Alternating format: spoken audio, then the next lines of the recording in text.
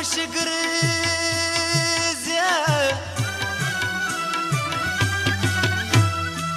نصیب دې نشته خوش ما کړه تکلیفونه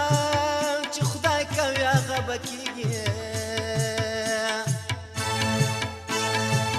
هر مازدیګر په زیارت ومکه سوالونه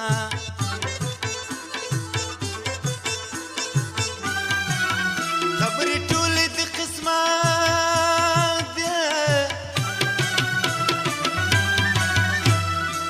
تقدیر لیکلی تدبیر کله بدلوینه د خپل قسمت سره مې جنګ ده نو لکه پر لوړه چې اوبه څو خېژوینه